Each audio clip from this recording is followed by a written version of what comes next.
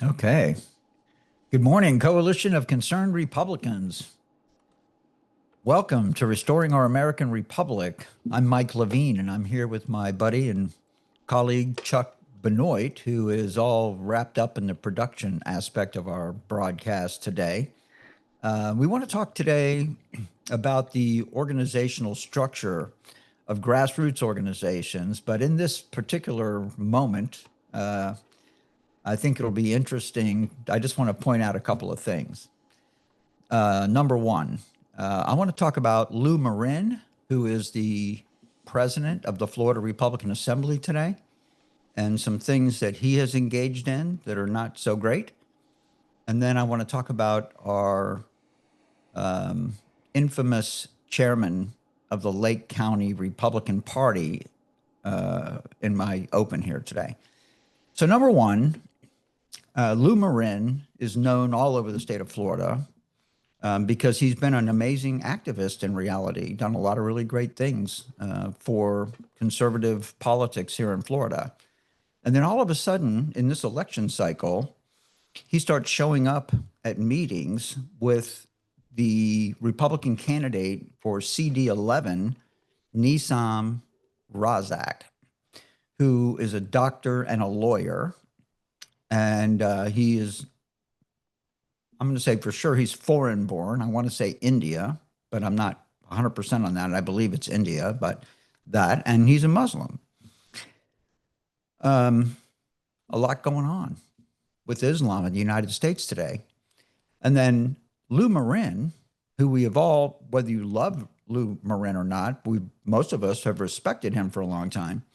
Without notifying the Florida Republican Assembly at all, Lou Marin took a job as Nizam Razak's campaign manager, which is a paid position.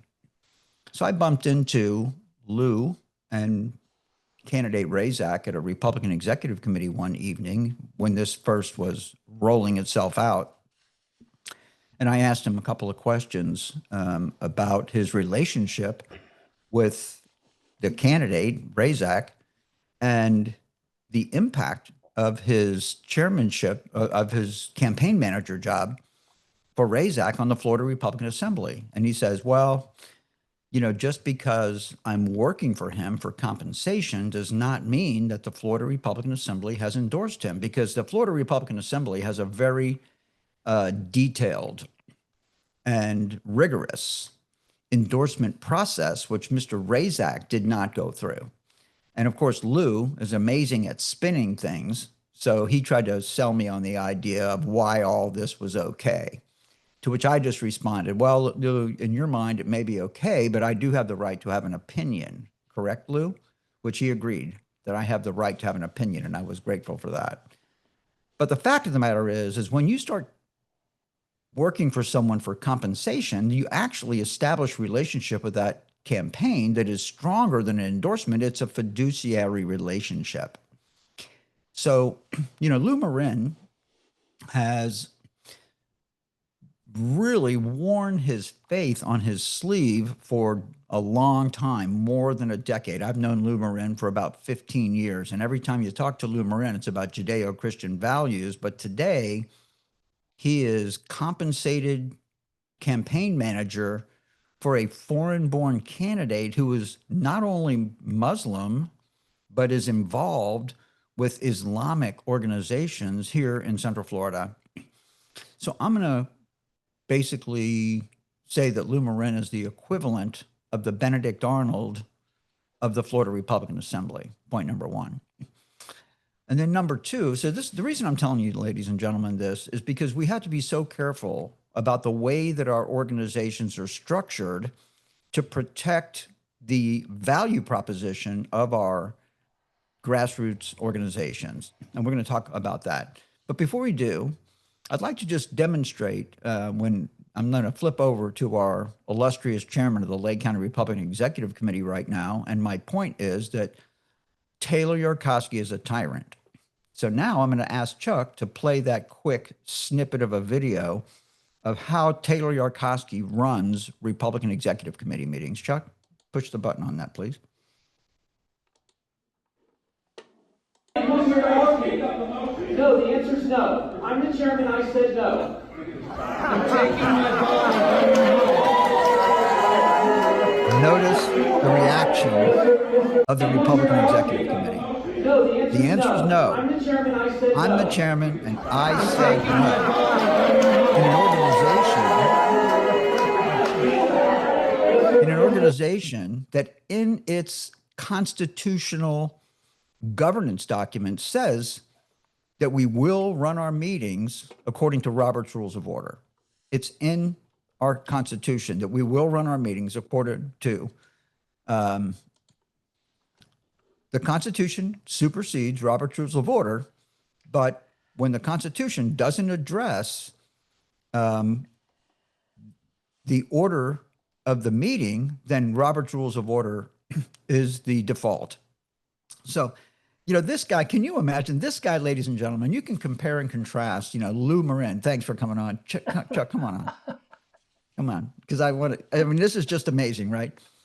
Compare and contrast Lou Marin, the Benedict Arnold of the FRA, and tyrant Taylor Yarkovsky, which you just witnessed. And this is just a one-off, ladies and gentlemen. This is not unusual.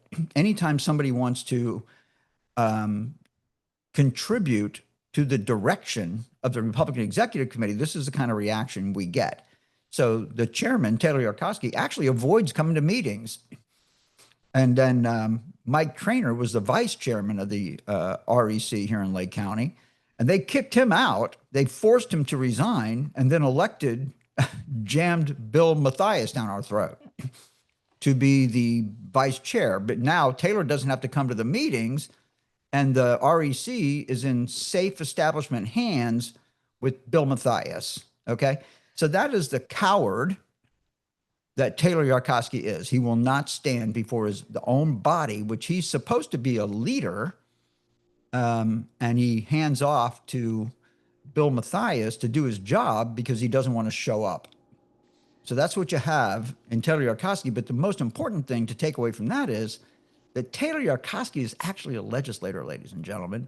So when he goes to the Florida legislature and he wants to pave over your backyard, I'm talking growth management here. He wants to pave over your backyard and put a high density multifamily government subsidized apartment complex in your backyard, and you object to that. He's going to say, no. The answer is no. I'm the state rep, and this is what we're going to do. That is how Taylor Yarkovsky contributes to the Florida legislature, ladies and gentlemen. So this guy has got to go. And I'm saying to you that I hope everybody who has a vote in the HD25 race will vote for Tom Vail, okay? Because we have to get rid of Taylor Yarkovsky. Whether you like Tom Vail or not, I want to vote against Taylor, okay? Now, Chuck, let's get into, but let me just close, Chuck, real quickly by saying these two gentlemen exemplify the reason why our grassroots organizations, number one, are important, and number two, why they must be well run.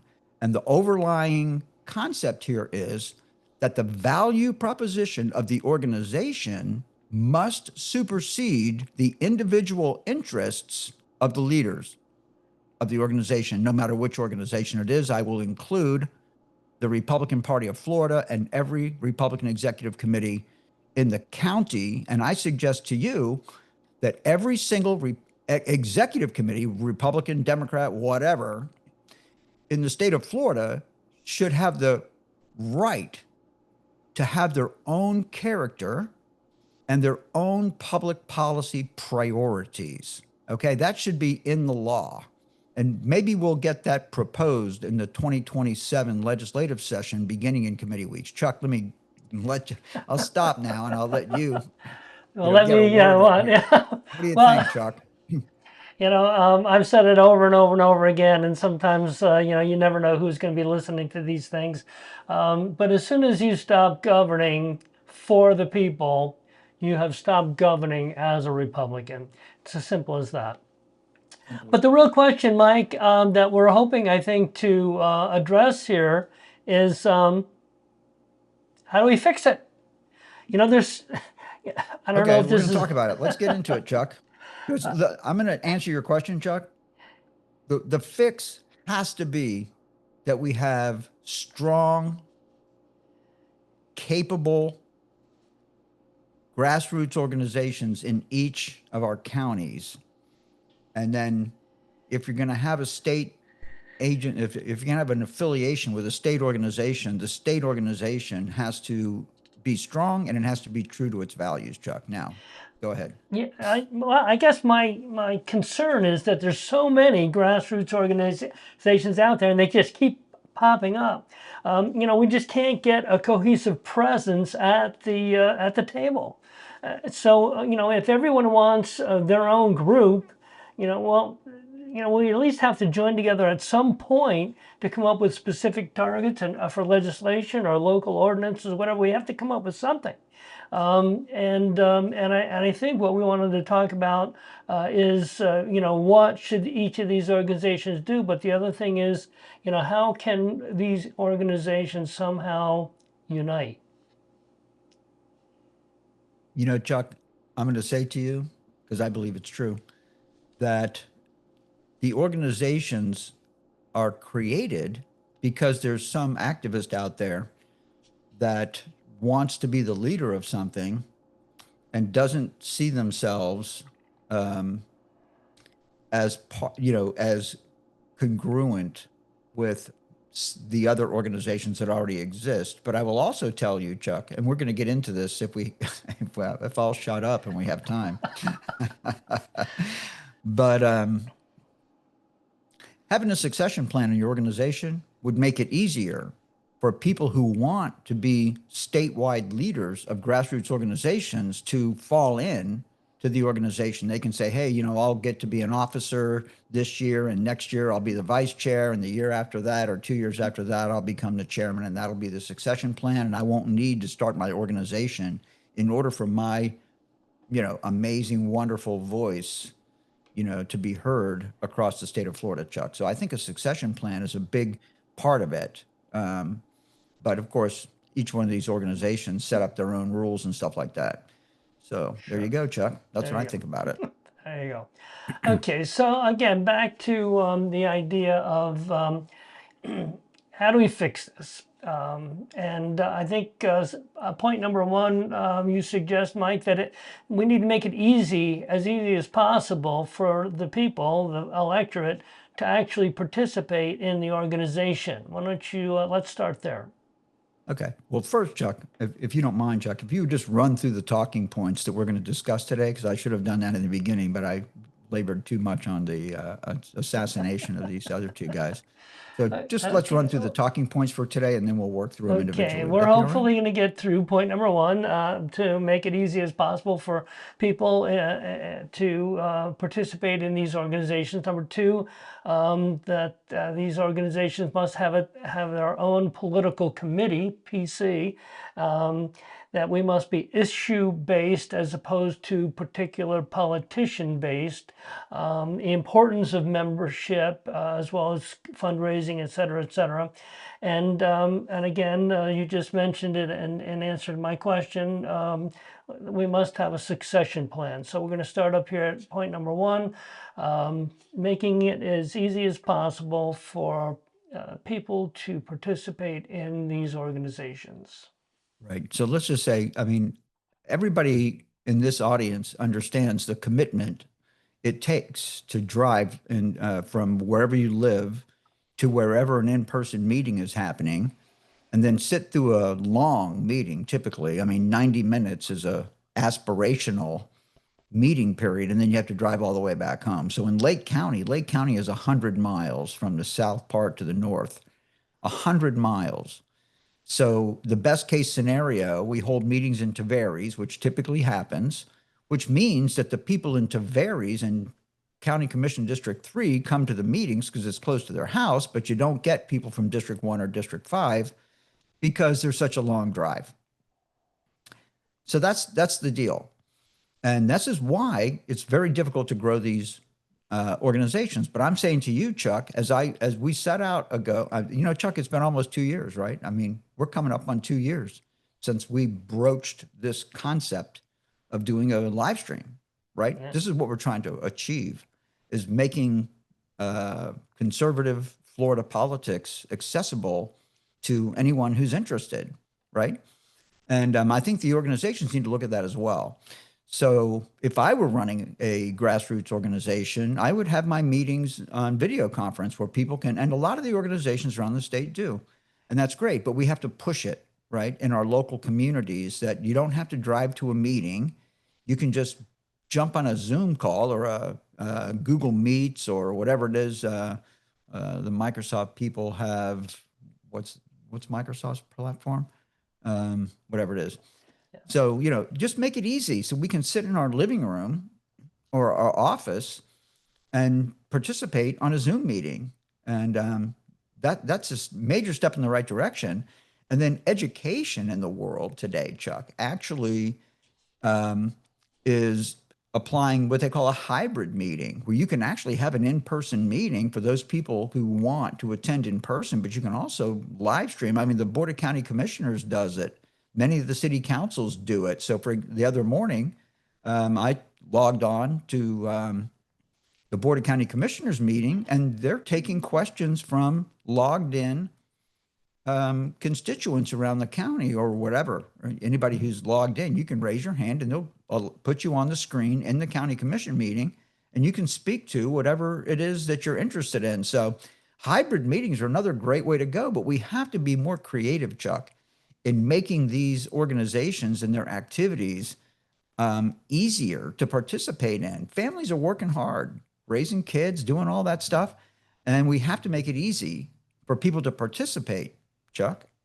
So, Mike, not that I want to play devil's advocate or anything like that, but for a meeting where there are votes, yay and nay on issues, if there are a group of people at the actual meeting and another group of people watching on Zoom, how efficient or effective would voting be for voting members who are simply on a Zoom call? Would there need to be rules changes in order to allow that to happen? Well, first of all, you have to decide if you're willing, if you want to do that, if you want to take votes on video conference calls, yes or no. And then the next thing is you can easily credentialize every single one of those people. So, for example, you could, since you have a list of your members and you have their cell phone numbers, you could send a passcode to your member, and you could actually do a SMS text message campaign to your entire membership and says, in order to vote, this is the passcode, and you've got to enter the passcode with your vote. And that's just one idea of many. Yeah, sure. But credentializing your members to vote electronically is easy. Sure. So that's really not an issue. Let's move on to point number 2, because we just moved through this half hour. For each organization to have their own political committee, in other words, to raise and spend money legally for these elections. So, Chuck, standing in front of politicians and screaming isn't good enough. Okay, it's just not good enough. So it's amazing, right? I mean, the establishment comes after us with great, really almost inexhaustible amounts of money, right? I mean, government is for sale. And when you can move the politics of the day, people will pay you to do that. And that's what's going on in our legislature, for sure, without a doubt. And in our executive branch to a degree, right? So every organization must have a political committee, which does take work and is technical to a degree. It's not overwhelming. It's like running a business, right? So yeah, there are some accounting requirements. There are some reporting requirements and stuff, but every organization has to be incorporated and has to have their own political committee. Otherwise, what you're doing is you're delegating your voice to the state organization who may not share your values. So I highly recommend that local grassroots organizations have their own political committees so they can be in charge of their own spending. Okay. And you're talking Chuck. about actual, the people out here, instead of sending money to particular politicians, to send their money to the PCs who would allocate those funds to politicians who have their endorsement. Which brings us to our next bullet point. Right. Issues based. Exactly. Issues based versus politician based or personal based. Yeah, exactly. So here's the next step, Chuck. When you go to a meeting of a grassroots organization and you have your own political committee, if I was your leader, you would vote on what we do with that money, right? You would have your voice would determine, you know, in context with your group, what happens to that money. But when you are a member of a state organization and everybody in the state funds the statewide political committee, then you're delegating your voice to the executive board of the organization. And then, as Lou Marin clearly acted out in this election cycle, he's no longer really that Judeo-Christian. He actually responded to the executive board who questioned him about his behavior that no, instead of supporting Judeo-Christian values, we need to support all religious values. And he wrote it down and sent it over to the executive board. So, that's what happens. You can entrust, and I could give you other examples of statewide leadership who have absconded with grassroots money or have misled the grassroots as to their impact on the activities of the statewide organization, but it happens more times than not. It is the rule more so than the exception. So I'm saying to you that it's very important that local organizations have their own political committees where we can all sit around the table or get onto a video conference call and we can actually debate what is the best use of our money, Chuck. There you go. And again, the idea of supporting issues, which the point being that if rather than saying, well, we'll support you as a politician, will you support our issues? Because if you're unwilling to support our issues, we're unwilling to support you. And it's not you that we're dealing with, it's the issues. And we have a compact, if you will, that allows us to remove our support if, in fact, that politician doesn't They should go sign an along with it. affidavit, Chuck. Yeah, We should. sure. Every grassroots organization should have a list of their legislative priorities, and they should draft up an affidavit on each one of those priorities. And if the candidate is willing to file legislation in support of that initiative or that issue, then they should sign an affidavit that says they'll do that when they go there. And if they don't, you'll have it in writing from them that they have broken a promise to you. So, and look, Chuck, I've said it to many of these organizations, to their executive boards, that there's not a single politician in the state of Florida. Some are better than others, obviously, but none have honored the commitments that they've made to the grassroots in their entirety. Okay, all have broken the confidence of voters for whatever reason, and of course, the reason is that the legislature is leadership heavy, and they are pressured by leadership one way or another, and they don't have based on the structure of the legislature and the consequences associated with challenging leadership, they choose to support what leadership tells them to do instead of supporting what they promised or what they alleged that was their values when they were running. So even their own personal values are not necessarily represented in the way they govern in Tallahassee, Chuck. Sure. And one of our final points, we've actually kind of talked about our final point, but this last one, the importance of membership. And under that membership thing, we're talking about possibly coming up with a fundraising compensation plan and working on legislative analytics. What say you?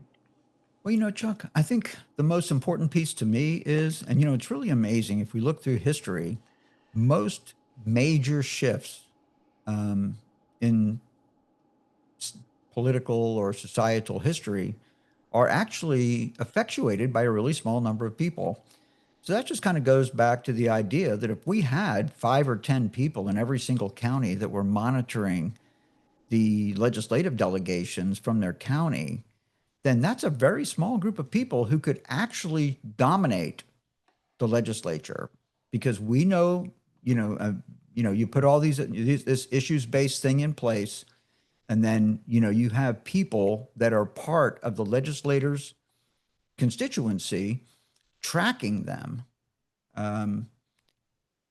as far as what legislation do they file, what committees do they sit on, what are they co-sponsoring, et cetera.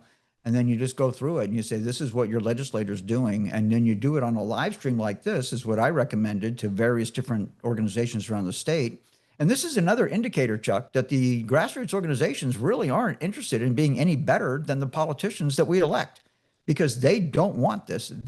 I was told very directly and emphatically that my plan would wreck high profile political organizations around the state. And, yeah.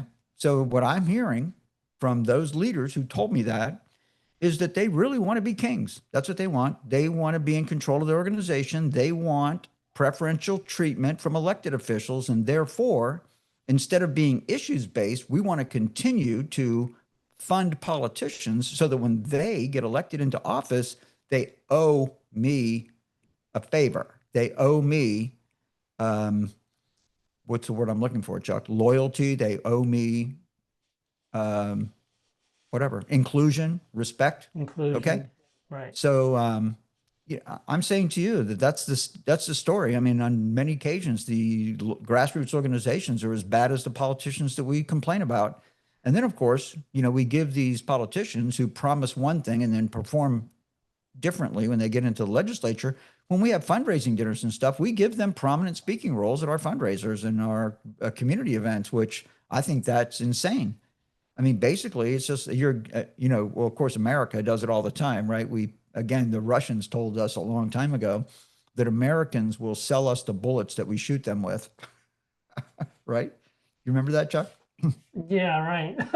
Right. Americans will actually sell us the bullets that we shoot them with, right? And it's the same thing when you bring in these legislators who have betrayed you and you give them prominent speaking roles in your meetings and stuff, you're basically giving them the bullets to shoot you with, right? And I think that's foolish. And I got news for you. There's a lot of people in these grassroots organizations that are brilliant and are compelling. And, when you put them in front of a podium and a microphone, they do a really great job outlining it with, very interesting stuff. So the elected officials are, I would say, typically not the most engaging. And of course, they're also restricted by what they can say. So if you want to have an entertaining fundraiser, look inside of your own organization and find that outspoken person who really is articulate and put them in front of the microphone. They'll entertain your guests. They'll throw red meat to the base as well as anybody, Chuck. Fine, fine. And now we already mentioned our final point, but it's still worth noting it here at the end, in the last minute or so that we have here, that every organization must have a succession plan. There must be a way to know when and who might possibly be next in line. Not to mention, Chuck, it gives people that are members of the organization, it gives them a path. Why should I be involved in this organization? Well, if I work really hard and I do good things for the organization, then maybe someday they'll put me on the executive board. And when I get on the executive board, maybe I'll go from being a secretary or a treasurer to being a vice chair or something like that. And then the vice chair would automatically ascend into the presidency. So look, this works really well for organizations that do it. And it also gives us the ability to keep the value proposition of the organization intact despite changes in leadership, Chuck. There you go. Well, Mike, why don't you give us a final word on all this? Ladies and gentlemen, the grassroots organizations are critical to our ability to maintain and sustain and restore the values that our country was built on. And based on, the base political model that we operate under in this country and this state, um, you know, money tramples all over the will of the people in the best interest of median household income working families. So it's imperative that we have strong grassroots organizations that actually have the ability to remove legislators and executive branch elected officials from office. If we can't do that, then they will continue to trample on us. So we can't continue to do what we've always done. We must improve our strategies and tactics. Thank you very much. Thank you, Mike Levine, and thank you all for tuning into our twice weekly live stream. Again, please follow us on Facebook and X at Restore Our Rep 76. Check us out on YouTube at Restoring Our American Republic ROAR.